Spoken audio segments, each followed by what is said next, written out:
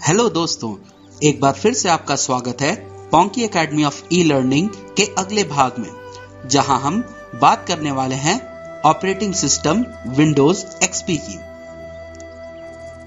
Operating system को और बेहतर ढंग से समझने के लिए हमने विंडोज एक्सपी का सहारा लिया है।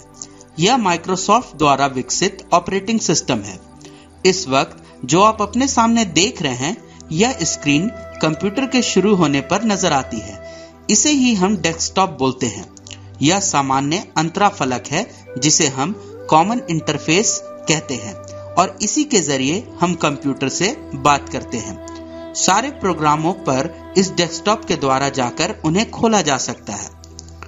इस डेस्कटॉप के कुछ मुख्य भाग हैं, जैसे कि बाएं में नीचे की तरफ स्टार्ट बटन है, जहां से हम मेनू और अन्य एप्लीकेशन को खोल सकते हैं।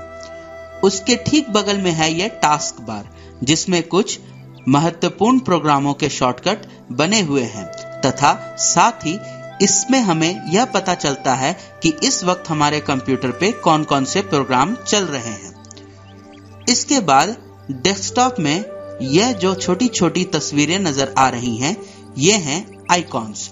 इनके जरिए भी हम कुछ प्रोग्रामों को खोल सकते हैं। शुरुआत करते हैं स्टार्ट बटन से। माउस का कर्सर स्टार्ट बटन पे ले जाके सिंगल क्लिक करने से यह जो हमारे सामने आया, इसे हम स्टार्ट मेनू कहते हैं। जैसा कि आप देख सकते हैं कि यह मेनू दो भागों में बटा हुआ है। बाएं भाग में वह सारे प्रोग्राम प्रदर्शित हो रहे हैं जिन्हें हमने हाल में ही खोला है, यानी कि रिसेंट आइटम्स, और दाएं भाग में वो सारे स्टैंडर्ड आइकॉन्स हैं जिनके द्वारा हम कंप्यूटर में मौजूद सभी प्रोग्रामों तक पहुंच के उन्हें खोल सकते हैं। सबसे नीचे की तरफ नजर आ रहा है ऑल प्रोग्राम्स। इस पे कर्सर को ले जाते ही एक और मेनू खुल जाता है, जिसमें हम अपने कंप्यूटर पे मौजूद उन सारे प्रोग्रामों की सूची देख सकते हैं जो कि हार्ड डिस्क पर इंस्टॉल्ड हैं। इनमें से कुछ प्रोग्राम्स के आगे एरो का चिन्ह है। यह इस बात का प्रतीक है कि इस प्रोग्राम के अंदर भी एक सूची है। मिसाल के तौर पर अगर हम ऑल प्रोग्राम्स पर जाकर सूची में फिर माइक्रोसॉफ्ट ऑफिस पे जाएं, तो एक और छोटा मेनू खुल जाता है।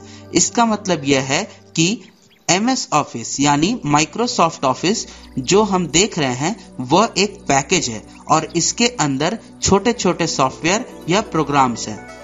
अब मान लीजिए कि हम MS वर्ड यानी माइक्रोसॉफ्ट वर्ड पे सिंगल क्लिक करते हैं, तो यह खुल जाएगा कुछ इस तरह। इसे हम ऊपर में दाईं ओर मौजूद क्रॉस के निशान पे क्लिक करके बंद कर सकते हैं। तो आइए अब बात करते हैं आइकॉन्स की। आइकॉन्स दो प्रकार के हैं, पहला ऑब्जेक्ट आइकॉन्स और दूसरा शॉर्टकट आइकॉन्स। ऑब्जेक्ट आइकॉन्स वो होते हैं जिनका अस्तित्व केवल डेस्कटॉप पर ही होता है और ये कंप्यूटर में कहीं और मौजूद नहीं होते। उदाहरण स्वरूप माई कंप्यूटर, माई डॉक्यूमेंट्स आदि। शॉर्टकट आइकॉन्स की पहचान यह है कि उनमें नीचे की तरफ एक छोटा सा तीर का निशान होता है। यह केवल उन प्रोग्रामों का प्रतिनिधित्व करते हैं जो कि कंप्यूटर में कहीं अंदर मौजूद हैं। तो अब बात करते हैं टास्क बार की, जो कि स्टार्ट बटन के बगल में स्थित है। इस टास्क बार के मध्य में हम उन सारे प्रोग्राम्स को देख सकते हैं जो कि तत्काल में हमारे कंप्यूटर पे चल रहे हैं। टास्क बार के दाएं और बाएं तरफ भी कुछ प्रोग्रामों के शॉर्टकट आइकॉन्स के रूप में बने हुए हैं, जिनके द्वारा इन प्रोग्रामों को खोला जा सकता है।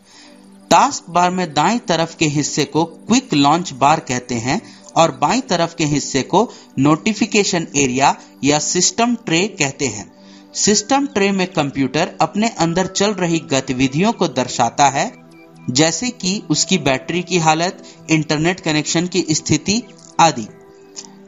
सबसे कोने और अंत में डेट टाइम बार है, इसमें की समय दिखता है। इस पे क्लिक करके हम डेट और टाइम का प्रोग्राम खोल सकते हैं और इसमें आवश्यकता अनुसार बदलाव भी कर सकते हैं। तो दोस्तों, ये तो था विंडोज एक्सपी का मूल ज्ञान और उसके डेस्कटॉप की जानकारी। अब बात करते हैं कि विंडोज एक्सपी में प्रोग्रामों को कैसे खोला जाए। प्रोग्रामों को खोलने के लिए हम स्टार्ट बटन का प्रयोग करेंगे। यूं तो कुछ प्रोग्राम आइकॉन्स के रूप में डेस्कटॉप और टास्क बार पर भी मौजूद हैं, पर डेस्कटॉप और टास्क बार में प्रोग्रामों की पूरी सूची नहीं होती। इसलिए चलिए स्टार्ट मेनू से शुरुआत करते हैं। मिसाल के तौर पर चलिए हम मान लेते हैं कि हमें वर्डपैड खोलना है। मैं आपको पहले बता दूं कि वर्डपैड एक ऐसा सॉफ्टवेयर है जो कि हमें अलग अलग तरह के डॉक्यूमेंट बना के उन्हें सेव करने की सुविधा देता है। तो सबसे पहले हम स्टार्ट बटन पे जाके क्लिक करते हैं और मेनू में से ऑल प्रोग्राम पे कर्सर को ले जाते हैं, जहां प्रोग्रामों की एक सूची खुलती है। इस सूची में हम एक्सेसरीज पे जाते हैं। जाते ही एक्सेसरीज से जुड़ी एक छोटी सूची खुल जाती है, जिसमें कि हम वर्डपैड देख सकते हैं। अब इस वर्डपैड पे कर्सर को ले जाके सिंगल क्लिक करने से इसे खोला जा सकता है। इस वक्त जो आपके सामने है, यह वर्डपैड का एक नया डॉक्यूमेंट है, जिसमें हम कुछ लिख के उसे कंप्यूटर के किसी खास स्थान पर सेव कर सकते हैं, कुछ इस तरह। इस पूरी प्रक्रिया को हम टेक्स्ट एडिटिंग कहते हैं, जिसके बारे में हम आने वाले भागों में विस्तार में जानेंगे। इस डॉक्यूमेंट को सेव करते वक्त हमने इसे एक नाम देकर इसका स्थान डेस्कटॉप को चुना है। तो अब आप देख सकते हैं हमारे डेस्कटॉप पर मौजूद इस टेक्स्ट फाइल को, जिसे हम जब चाहें डबल क्लिक करके खोल सकते हैं। तो ये तो था वर्डपैड।